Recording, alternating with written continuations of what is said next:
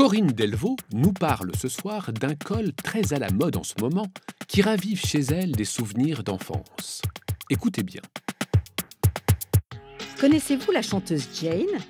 En France, la chanteuse jouit d'un succès certain. Les Allemands sont certainement moins nombreux à l'avoir entendue. Bon, mais ce qui nous intéresse aujourd'hui, c'est moins sa musique qui oscille entre pop et world que son look. Regardez son clip. Vous voyez ce petit col blanc dont elle a fait sa marque de fabrique? Oui, en France, on l'appelle le col Claudine. Nos amis allemands l'appellent parfois Claudine Kragen, mais plus souvent Peter Pan ou Bubi Kragen. Alors, la chanteuse joue évidemment du côté décalé de son choix, le col Claudine évoquant la sagesse et l'innocence, que ce soit celle des enfants bien élevés des beaux quartiers ou celle des dames plutôt bourgeoises et plutôt pieuses, un peu style grenouille de bénitier, comme on dit si joliment en français.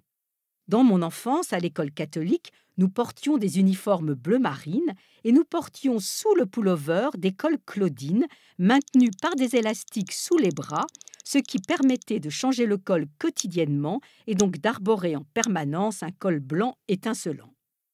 Col Claudine, pourquoi le col Claudine et pas le col Nicole ou Catherine?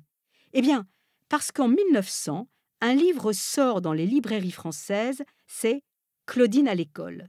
Dans le livre, Claudine porte une robe surmontée d'un col blanc et sera représentée ainsi en couverture de plusieurs éditions. Or, le livre va connaître un succès considérable.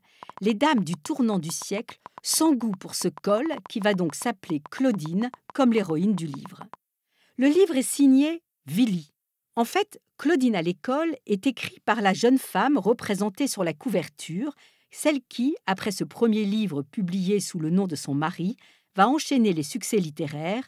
Il s'agit de Colette, bien sûr.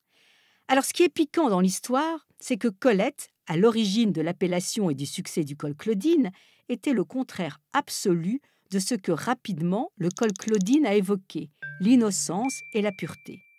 Colette était très dévergondée, profondément éprise de liberté sexuelle et morale, elle qui affectionnait la vie parisienne et le music-hall, qui n'hésitait pas à monter sur scène dans le plus simple appareil, qui multipliait les maris et jonglait entre relations homosexuelles et hétérosexuelles, et se trouva au centre de plus d'un scandale. Si l'on peut imaginer que la chanteuse Jane sait très bien ce à quoi elle fait allusion en redonnant ses lettres de noblesse au col Claudine, qu'en est-il de toutes les gentilles petites femmes qui l'arborent sagement? Qui sait? Peut-être faut-il y voir une forme de perversion innocente?